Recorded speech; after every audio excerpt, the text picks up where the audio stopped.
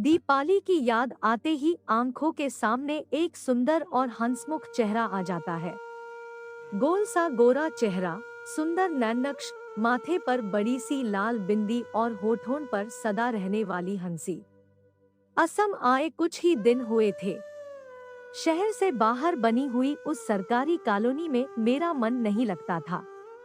अभी आस पड़ोस में भी किसी से इतना परिचय नहीं हुआ था कि उनके यहाँ जाकर बैठा जा सके। एक दोपहर आंख लगी ही थी कि दरवाजे की घंटी बजी। मैंने कुछ खिन्न होकर दरवाजा खोला तो सामने एक सुंदर और स्मार्ट सी असमी युवती खड़ी थी। हाथ में बड़ा सा बैग, आंखों पर चढ़ा धूप का चश्मा, माथे पर बड़ी सी लाल बिंदी। इससे पहले कि मैं कुछ पूछती, वह बड़े ही अपनेपन से मुस्कुराती हुई भीतर की ओर बढ़ी। कुर्सी पर बैठते हुए उसने कहा, आप नया आया है न? तो मैं चौंकी। फिर उसके बाद जो भी हिंदी असमी मिश्रित वाक्य उसने कहे वह बिल्कुल भी मेरे पल्ले नहीं पड़े, लेकिन उसका व्यक्तित्व इतना मोहक था कि उससे बातें करना हमेशा अच्छा लगता था। उसकी बातें सुनकर मैंने पूछा, आप सूट सिलती हैं? हाँ, हाँ, वह उत्साह से बोली। तो एक सूट का कपड़ा मैंने लाकर उसे दे दिया। अगला वीक में देगा, कहकर वह चली गई। यही थी दीपाली से मेरी पहली मुलाकात। पहली ही मुलाकात में उससे एक अपनेपन का रिश्ता जुड़ गया। उससे मिलकर लगा कि पता नहीं कब से उसे जानती थी। यह दीपाली के व्यवहार, व्यक्तित्व का ही असर था कि पहली मुलाकात में बिना उसका नाम पता पूछे और बिना रसीद मांगे हुए ही मैंने अपना महंगा सूट उसे थमा दिया था।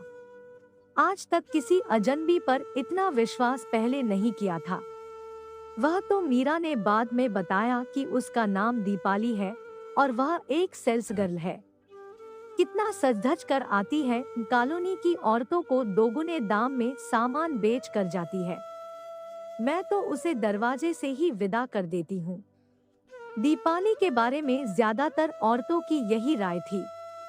मैंने कभी दीपाली को मेकअप किए हुए नहीं देखा। सिर्फ एक लाल बिंदी लगाने पर भी उसका चेहरा दमकता रहता था। उसका हर वक्त खिलखिलाना, हर किसी से बेझिझक बातें करना और व्यवहार में खुलापन कई लोगों को शायद खलता था। पर मस्तमौला सी दीपाली मुझे भा गई और जल्द ही वह भी मुझसे घुल मिल गई। उसके स्वभाव में एक साफ गोई थी। उसका मन साफ था। जितना अपनापन उसने मुझसे पाया उससे कई गुना प्यार व स्नेह उसने मुझे दिया भी। आप इतना सिंपल क्यों रहता है? दीपाली अक्सर मुझसे पूछती। काफी कोशिश करने पर भी मैं स्त्रीलिंग पुल्लिंग का भेद उसे नहीं समझा पाई थी। कॉलोनी में सब लेडीज लोग कितना मेकअप करता है, रोज क्लब में जाता है, मेरे से कितना मेकअप का सामान खरीदता है। अक्सर लेडीज क्लब की ओर जाती महिलाओं के काफिले को अपनी बालकनी से मैं भी देखती थी। मेकअप से लिपी पुती, खुशबू के भभके छोड़ती उन औरतों को देखकर मैं सोचती कि कैसे सुबह 10 बजे तक इनका काम निबट गया होगा, खाना बन गया होगा और ये खुद कैसे तैयार हो गई होंगी। दीपाली ने एक बार बताया था, आप नहीं जानता, ये लेडीज लोग सब अच्छा अच्छा साड़ी पहनकर मेकअप करके क्लब चला जाता है और पीछे सारा घर गंदा पड़ा रहता है।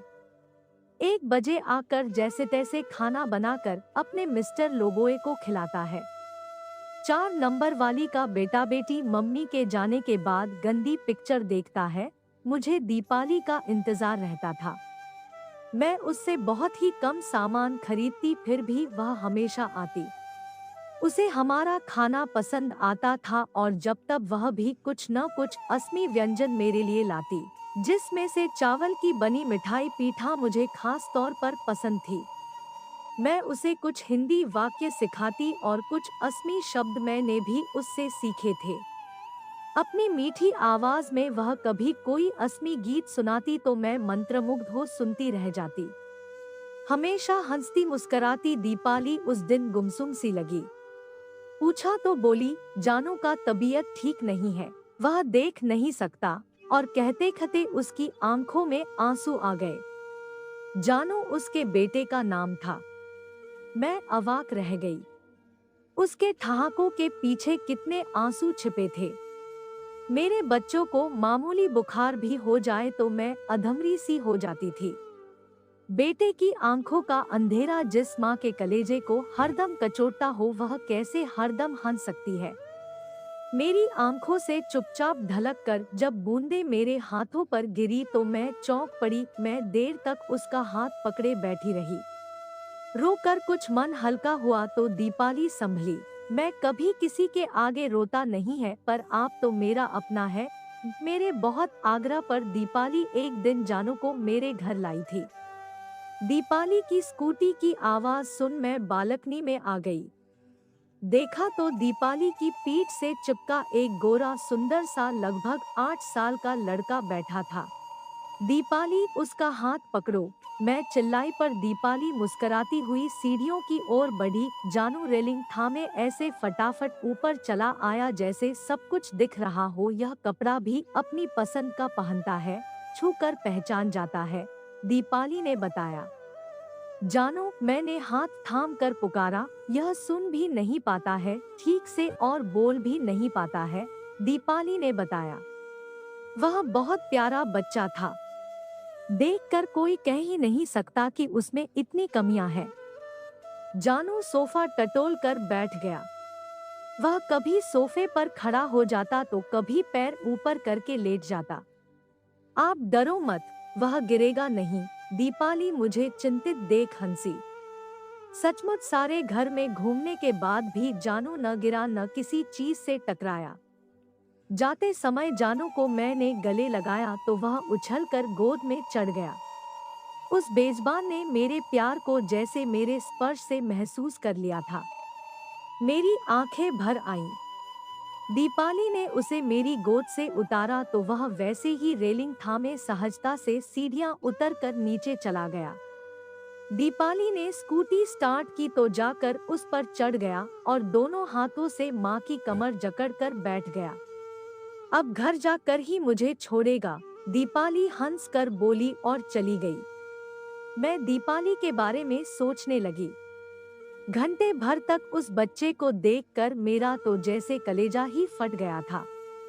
हरदम उसे पास पाकर उस माँ पर क्या गुजरती होगी, जिसके सीने पर इतना बोझ धरा हो। वह इतना हंस कैसे सकती है? जब दर्द लाइलाज हो तो फिर उसे चाहे हंस कर या रो कर सहना तो पड़ता ही है। दीपाली हंसकर इसे झेल रही थी। अचानक दीपाली का कद मेरी नजरों में ऊपर उठ गया। एक दिन सुबह सुबह दीपाली आई, मेखला चादर में बहुत जंच रही थी। आप हमेशा ऐसे ही अच्छी तरह तैयार होकर क्यों नहीं आती हो? मैंने प्रशंसा करते हुए कहा। इस पर दीपाली ने खुलकर ठहाका लगाया और बोली, सज धज कर आएगा तो लेडीज लोग घर में नहीं घुसने देगा। उनका मिस्टर लोग मेरे को देखेगी न। मुझे तब मीरा की कही बात याद आई कि दीपाली के व्यक्तित्व में कुछ ऐसा था जो औरतों में ईर्ष्या जगाता था। मैं भागकर शादी किया था। मैं ऊंचा जात का था, न अपना आदमी से घर वाला लोग मानता नहीं था। दीपाली कभी कभी अपनी प्रेम कथा सुनाती थी। जहां कॉलोनी में मेरी एक दो महिलाओं से ही मित्रता थी, वहां दीपाली के साथ मेरी घनिष्ठता सबकी हैरानी का सबब थी। जानो हमारे घर आता तो पड़ोसियों के लिए कौतूहल का विषय होता। एक स्थानीय असमी महिला से प्रगाढ़ता मेरे परिचितों के लिए आश्चर्यजनक बात थी। जब दीपाली को पता चला कि हमारा ट्रांसफर हो गया है तो कई दिनों पहले से ही उसका रोना शुरू हो गया था। आप चला जाएगा तो मैं क्या करेगा? आप जैसा कोई कहाँ मिलेगा? कहते कहते वह रोने लगती। दीपाली जैसी सहृदय महिला के लिए हंसना जितना सरल था, रोना भी उतना ही सहज था। दुख मुझे भी बहुत होता, पर अपनी भावनाएं खुलकर जताना मेरा स्वभाव नहीं था। आते समय दीपाली से न मिल पाने का अफसोस मुझे जिंदगी भर रहेगा। हमें सोमवार को आना था, पर किन्हीं कारणवश हमें एक दिन पहले आना पड़ा। अचानक कार्यक्रम बदला। दोपहर में हमारी फ्लाइट थी। मैं सुबह से दीपाली के घर फोन करती रही। घंटी बजती रही पर किसी ने फोन उठाया नहीं, शायद फोन खराब था। मैं जाने तक उसका इंतजार करती रही पर वह नहीं आई। भरे मन से मैं एयरपोर्ट की ओर रवाना हुई थी। बाद में मीरा ने फोन पर बताया था कि दीपाली सोमवार को आई थी और हमारे जाने की बात सुनकर फूट फूट कर रोती रही थी। वह मुझे देने के लिए बहुत सी चीजें लाई थी, जिसमें मेरा मनपसंद पीठा भी था। मैंने कई बार फोन किया पर वह फोन शायद अब तक खराब पड़ा है। पत्र वह भेज नहीं सकती थी क्योंकि उसे न हिंदी लिखनी आती है, न अंग्रेजी, और असमी भाषा में नहीं समझ पाती। दीपाली का मेरी जिंदगी में एक खास मुकाम है क्योंकि उससे मैंने हमेशा जीने की, मुस्कुराने की प्रेरणा पाई है। हमारे शहरों में बहुत ज्यादा दूरियां हैं, पर अब भी वह मेरे दिल के बहुत करीब है और हमेशा रहेगी। आपका समय निकलकर हमारे साथ था, इसके लिए आपका धन्यवाद। अगली बार फिर से मिलते हैं नए और रोचक वीडियो के साथ। चैनल को सब्सक्राइब करना न भूलें। धन्यवाद और शुभकामनाएं।